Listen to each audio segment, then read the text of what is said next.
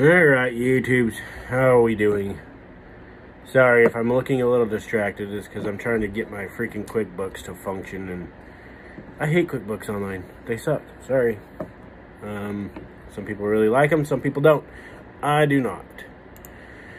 Anyways, so let's get after some awesome topics here. So, there's some people out there that talk and say that things are the same, like some products are the same, and then they're not. But they don't acknowledge that they are completely wrong. So usually manufacturers, such as Husqvarna, Stihl, Echo, and any other major manufacturer, will use the exact same part on multiple different units. Therefore, they keep the part number exactly the same. So why would they change part numbers on like a carb kit if there was no need to change it? Or a cylinder per se. Why would one manufacturer make one of the exact same cylinders and put two different part numbers on it? They wouldn't. What they would do is keep the same cylinder, keep the same part number, and then they wouldn't have to do so much work trying to resolve multiple questions, multiple everything. So like Stihl. Let's take Stihl. They are a great product. I love Stihl. I'm Stihl certified. But one of the things that they do is they own Zama carburetors. I bet most of you didn't know that. Sorry about the light. And so a lot of parts you can get, a lot of carb kits, diaphragms, rebuild kits, whatever you want to call them. In the books, they're called diaphragms and rebuild diaphragm kits. Is when you get into Zama, and if you don't believe me, get onto Zama website, look up Zama, and look up part numbers. They'll have like a little S to it, which will mean that that's a Stihl product. And on some of their other carburetors, they won't have anything. And then some of the other carburetors will have an S, and then when you look up the part number, they will say contact dealer, because Stihl owns dealer. Now I can go into my parts over here. I have some older parts, Stihl parts, and some newer carb kits. They are the exact same. One's Stihl, one says Stihl and in a plastic case, and it's probably 20 times more expensive. Per se. Well, I wouldn't say 20, but I'm going to use this example. A Zama diaphragm kit usually my cost or customer cost anywhere between $5 to $10.99. And then for the Stihl kit, for the exact same kit, exact same diaphragms made by the same people, is anywhere between $13 to $15 starting off to $30 something. So if you look at that, Stihl does that for a reason, and it's because they want to make the profit. They own Zama. They just make more money when it says Stihl on it. But there's some carburetor kits you can't get from Oregon or Zama because it is proprietary or whatever, I can't say that word, to Stihl. And so why would Stihl let Zama sell a carburetor kit that takes a specific number when they can make, I don't know, $30 on top of whatever it costs to make per carburetor? I bet you it doesn't even cost that for them to make it. I bet it costs anywhere 50 cents to $1 for them to make it. Can't say that for fact, but it's one of those things. So when people get online and say, hey, this part's the exact same as this part, you can go to any dealer and pick it up and it's going to be the exact same. So my area, I'm the only repair shop in my area. You have to go 20 minutes one direction, and I don't even think they've got a decent repair shop in the next town over. Or you go 20 miles the other direction, and then there's only one repair shop.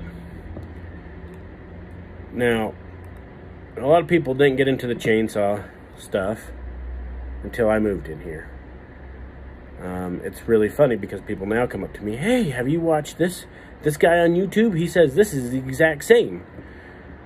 And I say, no, it's not the exact same. Well, he says it is. And I says, well, come over to my shop and I will show you the difference. So, and everywhere is different. So, now, people ask me all the time around my area, can you sharpen chains? Yep. What do you want? What wood are you cutting? What size of bar are you cutting? What? I get into pretty deep detail because I can take my grinder and sharpen it differently per the wood. Now, if it's just some Joe Blow that doesn't care, I do about the same. I will sharpen it and I will make it cut. I can make my grinder run with the best of the round grinds. Now, let's just take Buck and Billy Ray, for instance. I bet he has the fastest cutting chains in his area. He runs square ground and hand filed square filed and round filed chain in his area. I bet it's the fastest he has. I bet he's been doing it for 50 years or something ridiculous like that. If you take a professional faller and you take him from my territory, his grind on his chain's not going to work as good as he would like for the wood he's cutting here. So he'll get on his grinder and he can adjust all his chain per the wood and per the saw if you really wanted to, which is really cool because I really want a Symington square grounder machine. But then you can take a faller and put him in his territory, and what he's cutting, his chain's probably the fastest in his territory, because, or similar. I'm not going to say it is the fastest because they're different. Everybody grinds different. Now, I can take my chain that I do, and about 99% of the people that run my saws are like, wow, how do you get your chains to cut so fast? How are they so good? Well, it's because I care about my chains. So, sorry about that. Just getting some sinus problems going. Better get me a drink of my Rockstars here. Now, it's just the same for the builder, a chainsaw builder. I'm a repair shop. I dabble in porting and polishing chainsaws. I repair equipment. You give me a factory saw, I can repair it. Really good. Am I the best in this area? Probably. There's only, realistically, in my county, probably 2 legit repair shops in my county. You know, I don't know because I don't see what their people's businesses license look like. But am I the best at it? No, I'm not the best at it. I'm really good. I'm not the best. Can I usually take someone's phone call and diagnose a problem? Yeah. Kind of all depends on if I'm in the mood to do that. Most of the time I can't diagnose over the phone. I have one customer, I don't know why I do it, but he'll call me up and, hey, this is doing this and this is doing this. And I can usually get him into the right direction, but I can't fully diagnose the problem. If he's watching, you know who you are. But I help him out because he needs help. He can't just drive from over the mountain to here every time he needs something done, which I prefer he did, but not going to happen. So if I treat him good, he's going to come back to me, and so forth and so forth. Now it's just like cutting trees down. Everybody's a little different. I heard somebody likes to use, there's people out there that like to use a Dutchman. Well, I'm not a person that likes to use a Dutchman. If I have to use a working Dutchman, then I will do it. But I do not like Dutchmans. There's too many things that can go wrong with a Dutchman and come backfire on me. Now, am I anything close to what a logger weight is? Or a Buck and Billy? Or an August Hunneke? No. Are we all different? Yeah. The object of the game when following trees is to put the tree on the ground where you want and have no accidents. Pretty simple, right? Now, repairing equipment is the same. People always, well, I can get this part online for cheaper. Well, good, go for it. Now, I worked on a Predator engine. It was the biggest pile of crap engine that I have ever worked on. I could not get that thing to run good at all. My customer says it never ran good from the first place. So the nice thing about Predators is everything's aftermarket, so you can buy an aftermarket carburetor that's cheap. So he bought another carburetor for it, and it still was running. I got it to run better than it was, but I spent 8 hours trying to get that thing to run. The valves were good, the pulse line was good, it was getting plenty of fuel. You know, anyways, I can go on and on about what I'd done with it, but I couldn't get it to run because it's aftermarket. There was probably something in the low side, the idle circuit, that was not doing what it was supposed to be doing. Sorry. It was probably gunk in there. And this is a brand new carburetor. Is it something that I recommend people doing? Absolutely not. I recommend OEM parts because, first of all, I'm a repair shop, so I can get Kohler, Briggs, Kawasaki. I can get Oregon parts, Zama. I can't get steel parts, but I have a good dealer that can get steel parts for me. Maybe I'll do a quick YouTube video with them one day. There's a handful of steel dealers in Box Elder in my county. Sorry, people now know where I live. Box Elder County. Oops. But are there good mechanics around? Yeah. Are there bad ones? Absolutely. Now, I am not one to hose over my customers. Now, can you get a chainsaw that has a scarred piston cylinder to run? Absolutely. You can get it to run. But will they have problems eventually? Oh, absolutely. Could it be sooner than later? Yep. My theory is, if you're honest with the customer and say, okay, here's the thing. You've got a scarred piston and cylinder. I could probably get it to run. It will probably run okay for a while, but you will have problems.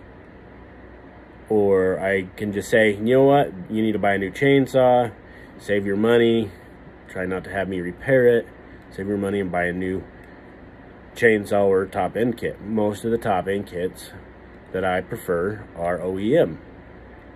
But there are also people that swear by aftermarket stuff, which is okay, whatever, I don't care. But will we have issues with it with a scarred up piston cylinder? Yep.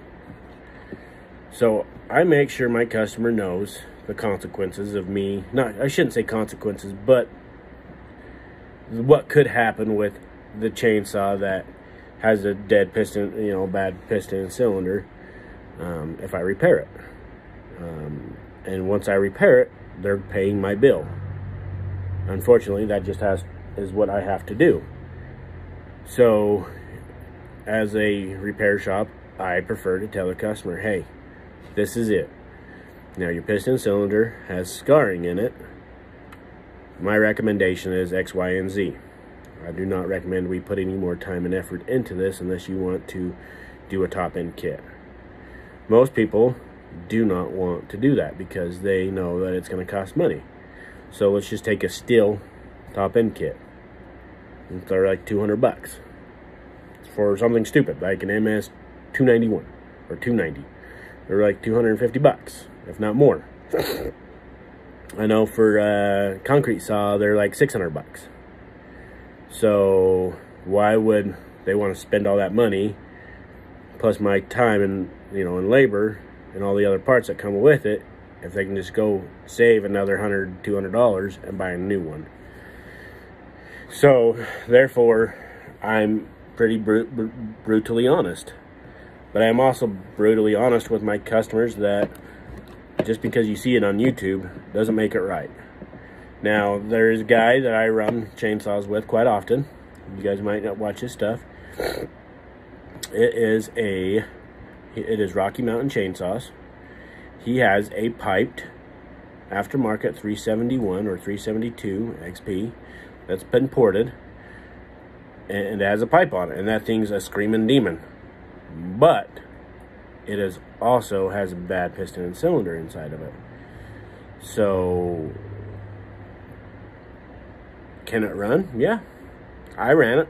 I loved it. And then I've seen the inside of that piston and cylinder, and it's trash. Does it mean that it's going to last forever? Nope. But if he can make it run for what he's doing with them, to demonstrate his pipe work, you know, with CPI race pipes, yep, it does a heck of a job. So, you know, that's my ramble for the day. But don't, just because you guys see it on YouTube, doesn't make it right. Doesn't mean it's right. Doesn't mean everything I say is right. I try to correct myself if it's wrong. But it doesn't make it, you know, you guys can judge for yourself, but there are people that give bad information on YouTube's. 100% bad. Things don't work the way they think they do, and they don't admit it, but things aren't good. So keep that in mind when you're watching YouTube's. Not everybody is a mechanic. Not everybody can repair chainsaws. Not everybody can do that. But take some of these YouTubers with a grain of salt. You can even take a grain of salt with mine. The reason I don't show every repair that I do is because sometimes it stumps me and I get mad and frustrated and throw a 10mm or an 8mm. For those who know about the 10mm and the 8mm sockets, they are the unicorns of sockets. So just remember, not everybody's correct. Just because they have a huge following doesn't make them right. Just because they can port a chainsaw and make it work doesn't mean they're right. Just because they can race a chainsaw with somebody else's chain on it doesn't make them right. Doesn't make me right either. But just take it with a grain of salt, and you know, if you have questions, ask a reputable shop and ask your local dealer. Not all dealers are good either. Not all Stihl dealers are good. Not all Echoes or Husqvarna. You know, it doesn't take much to turn a wrench for somebody. But I watched a YouTube channel. Guy took his chainsaw in to his Stihl dealer, and it took him like 4 months to figure out what to do with it. Well, I can do the same thing that dealer did in 3 minutes, maybe even less. If I have everything out, I could have fully diagnosed. So if you go in, if you're a Stihl mechanic and you work for a Stihl dealer, they have a protocol sheet of how to diagnose all their stuff. Let's see if I have something here I can use an example. Oh well, I don't have anything.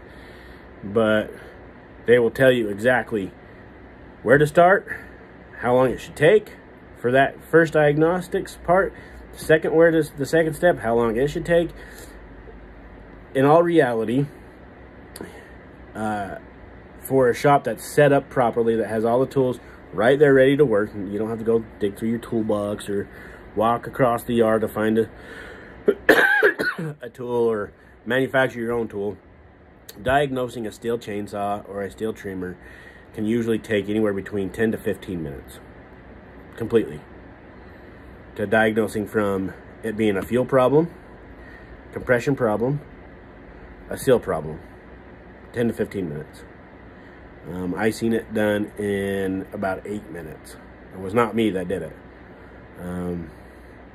But he completely diagnosed a burned up chainsaw. I mean, first of all, he diagnosed it and told me exactly what was wrong with it just by looking inside the chainsaw. But then he proved his point, and he did it in like 8 minutes. He had that thing completely diagnosed and to Stihl with his diagnostics and what he found wrong with that saw. Completely in like 10 minutes. By the time it was all said and done, I think by the time the customer got his new saw, maybe a half hour between start to finish, with the saw out the door, serviced, ready to go.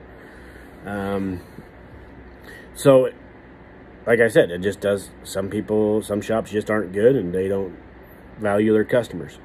Now, I value my customers. I tell them, ooh, look at some of that hair. Something shiny, sorry. I tell my customers straight up, this is what it costs for me to do it. This is what it is. And I'm the cheapest in my area.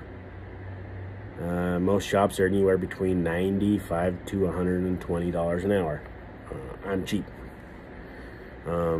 So just take it with a grain of salt. I try not to focus on everything chainsaws, but sometimes that's what you get, and that's what you get. Like my daughter says, and I say, you get what you get, and you don't throw a fit. Now, I'm not going to throw a fit that there's a chainsaw on my bench, because putting money in my pocket. Well, money in my shop's pocket. Do I get to work on some of this ugly stuff right there? Yep. Now, those I prefer not working on those because it's aftermarket. Can I get aftermarket parts? Yep, I sure can. But does it cost the customer a little bit more money? Yep. Can I have a supplier for that? Nope. Like I said, I can do Kohler, Honda, Briggs & Stratton. I think some Kawasaki. I'm working on trying to become a dealer for West Coast Saws. I do a lot of business with them. I pretty much have them on speed dial because I need parts for chainsaws. Aftermarket parts, obviously, because that's all they do. So do I cheap out sometimes and for customers? Yeah. If it's to save them a dime, yeah, I do. Now, my goal with my shop in my area is we're kind of a rural area, is I would like to be in a place where if someone is in dire need of help and they are not financially secure and they just don't have any money, where I could be able to help them if I so choose to, and at no cost to them. Will that happen? Hopefully. Will YouTube help with that? Well, that's kind of what I'm hoping for also. Because there's a lot of people around here that need things fixed, but I'm not going to do it for free yet because I can't afford that yet. Either can my shop afford that. So, if you guys have any questions, please write them down. If you need to discuss stuff further out, just find me on Instagram, and you can PM me on Instagram. It's just Kellen Donnell. Yeah, nothing fancy there. Now, if you want to chat about things and just through the YouTubes, we can do that too. I'm going to try to do a live stream later down the line. My last one, not the best thing, but hey, it was my first one. I had no idea what I was doing. Only way to fix that is to keep doing it, right? All right, thanks, YouTubes.